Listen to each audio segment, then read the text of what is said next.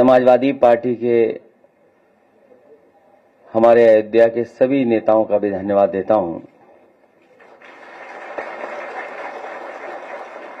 और अयोध्या को लेकर के कोई पहली बार समाजवादी लोग प्रश्न नहीं कर रहे हैं। इससे पूर्व में भी समय समय पर जब किसान आए, व्यापारी आए और हमारे गरीब जिनके साथ अन्याय हुआ उस समय आए, तो हम लोगों ने समय समय पर प्रेस के माध्यम से सरकार को जानकारी देने का काम किया, लेकिन सरकार सुनने वाली नहीं है। और जो कुछ समाजवादियों ने जिस समय रखा, सरकार ने कोई कार्रवाई उस पर नहीं की और उसका परिणाम यह है कि अधिकारी और भारतीय जनता पार्टी के लोग मिलकर के लूट में लग गए हैं। और जहां लूट होगी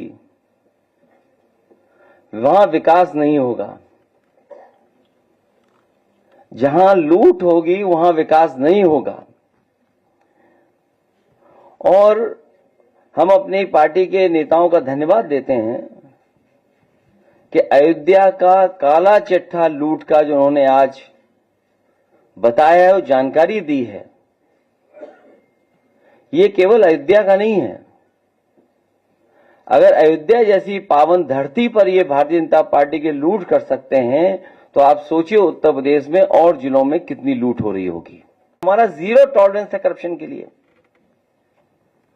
क्या यही जीरो टॉलरेंस है इनकी कि अपने लोगों को और माला माल बना दें?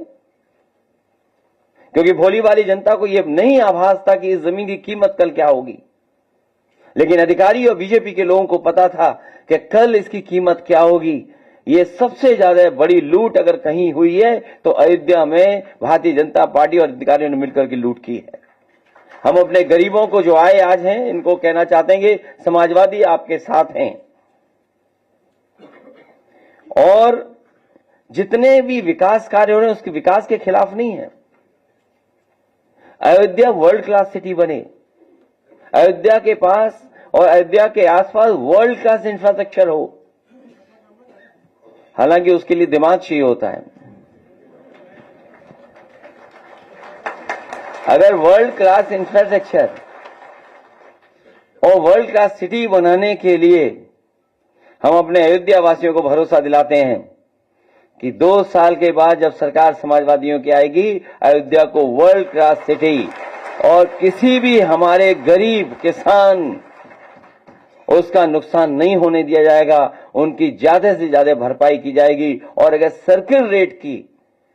सर्किल रेट भी हमें बढ़ा करके अगर अयोध्या वासियों को मुआवजा देना पड़ा, तो सर्किल रेट बढ़ा करके उनको मुआवजा दे करके उनके घर परिवार में भी खुशहाली लाने का काम करेंगे।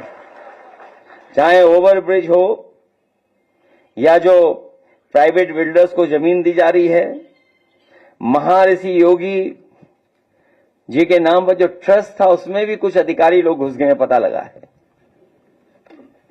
केवल इसलिए कि उन्हें पता है कि उसकी कीमत कल क्या होगी।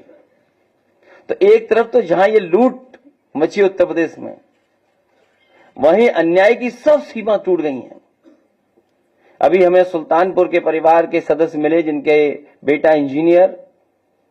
कोई कल्पना कर सकता है आज के समय पर कि मुंह पर टेप लगा दिया जाए, हाथ पैर बांध दिए जाएं और पीट पीट करके उसकी जान ले ली जाए? क्या ये सुल्तानपुर की पहली घटना थी? इससे पहले भी इसी तरह की घटना हुई थी। अगर आपको याद हो कि भारतीय जनता पार्टी से संबंधित रखने वाले ने एक हत्या की थी वहीं पर सुल्तानपुर में। और अभी जो झूठी कहानी पढ़ी जा रही है इनकाउंटर को लेकर के, कोई ऐसा व्यक्ति नहीं है जो न जानता हो कि भारतीय जनता पार्टी की सरकार में झूठे इनकाउंटर हो रहे हैं, हत्या की जा रही है। जो मंगेश यादव की हत्या हुई है, गांव से लेकर के आसपास के लोग जानते हैं कि पुलिस रात में आई थी, उठा ले गई, पुलिस उठा करके ले गई एसटीएफ। और सोचिए आप कैसी कहानी गढ़ी गई। अमेरिकन टूरिस्ट बैग बताया गया, और जब बैग खोला गया तो उसमें भी कपड़े नए मिले शोरूम से खरीदे हुए। और जो मोटरसाइकिल मिली, सुनने में आ रहा है कि जो मोटरसाइकिल जिसकी चोरी हुई थी, कई दिनों बाद एफआईआर लिखी गई, और उसके घर परिवार के लोगों के मां का इनको दर्द समझ में नहीं आ रहा, बहन के आंसू नहीं समझ में आ रहे हैं। और सोचिए कैसा दिमाग इनका, सरकार ने कैसी होशियारी दिखाई कि चप्पल में इनकाउंटर कर दिया। बताइए आप, कैसा दिमाग है इन लोगों का, क्या होशियारी दिखाई। कौन नई तस्वीर देख करके बता सकता है कि ये झूठा इनकाउंटर हुआ था। और ये पहला झूठा इनकाउंटर नहीं है यूपी का, तमाम इनकाउंटरों पे उंगली उठी है। जिस समय पहला इनकाउंटर नोएडा में जिम इंस्पेक्टर को हुआ था, उस समय भी हम लोगों ने कहा था कि पुलिस वालों ने लूटने के लिए, दबाव बनाने के लिए हत्या का प्रयास किया है, और उस समय भी कार्रवाई नहीं हुई है। अभी तक जितनी भी हत्याएं हुई हैं या इनकाउंटर हुए हैं, सबसे ज्यादा पीड़ित परिवार के लोगों की हत्या की है सरकार ने। हम लोग न्याय दिलाने के लिए सदन से लेकर के और संघर्ष के बीच में भी जाना पड़ेगा, तो समाजवादी लोग पीछे नहीं रह सकते। और भाजपा ने तो इतने इनकाउंटर किए, उत्तर प्रदेश को फर्जी इनकाउंटर की राजधानी बना दी इन्होंने, फर्जी इनकाउंटर की राजधानी बनकर के।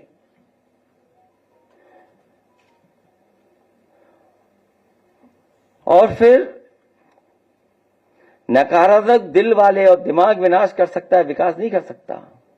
जिसकी सोच नकारात्मक हो और जिसका दिल और दिमाग नकारात्मक हो, वो विनाश ही कर सकता है, विकास नहीं कर सकता। और फिर जो हार्टलेस है उससे उम्मीद भी क्या करनी है, जो हार्टलेस है उससे उम्मीद क्या करें हम लोग। हालांकि वो वीडियो नहीं चलाना मैं चाहता हूं जो जिसमें भाषा क्या इस्तेमाल की गई है। अगर आप कहेंगे तो मैं वो भी चलवा दूंगा,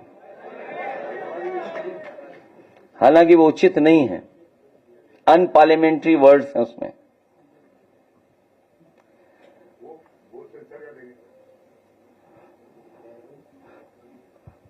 अगर दिमाग होता तो चप्पल में एनकाउंटर नहीं करते। इसलिए जहां ये सरकार लूट कर रही है, वहीं इनकाउंटर करके डराना चाहती है, और केवल बदनाम करने के लिए जानबूझ करके ढूंढ ढूंढ करके कि कौन है, किसको इनकाउंटर किया जाए, वो भी अधिकारी बैठ करके रणनीति बनाते हैं। सोचो, जो रात भर बैठ करके रणनीति बनाएंगे, उनसे क्या उम्मीद करोगे न्याय की आप। रणनीति इसी बात की बनाते हो कि हत्या करनी है, वो हत्या में न पकड़े जाएं, तुमसे उम्मीद क्या करोगे आप। केवल फेक इनकाउंटर नहीं, बल्कि संविधान ने जो अधिकार दिए हैं, उन अधिकारों को ये सरकार छीन रही है। 69,000 वाले बच्चे कितना आंदोलन कर रहे हैं, सोचिए, कोई कल्पना कर सकता है। लेकिन ऐसी साजिश, षड्यंत्र कि दोनों को भिड़ा दो, आप दोनों को भिड़ा दो। इसलिए भाजपा किसी की सगी नहीं है, न इनकी न उनकी। भाजपा किसी की सगी नहीं हो सकती, केवल उन्हें अपना स्वार्थ सिद्ध होना चाहिए। इसलिए जहां लूट की गई है उसके कागज आए हैं। मैं तो लीडर ऑपोजिशन से दोनों सदनों में कहूंगा कि बाकायदा पूरी सूची सदन में दी जाएगी, और समय आने पर कि हम लोग कैसे आगे बढ़ें उस पर भी हम लोग काम करेंगे। क्योंकि अभी कुछ नाम आए हैं तस्वीरों के साथ, अभी बहुत सारे नाम आना बाकी हैं, जिसमें बहुत जिम्मेदार अधिकारी भी हैं और भारतीय जनता पार्टी के बड़े बड़े नेता और पदाधिकारी भी हैं। जिस प्रकार से आप आरोप लगा रहे हैं कि इस सरकार में कानून व्यवस्था गड़बड़ा गई है और पीड़ित लोगों को मारा जा रहा है, क्या इस मुख्यमंत्री का इकबाल खत्म हो चुका है? कोई हनक अब नहीं रह गई क्या सरकार की? ये मुझसे क्यों पूछ रहे हो? तुम खुद जानते हो ये बात। नहीं नहीं, जब ये सवाल आपके मन में आया तो इसका मतलब आप खुद जानते हो कि मुख्यमंत्री का सब कुछ खत्म हो गया, वो गुस्से में घूम रहे हैं।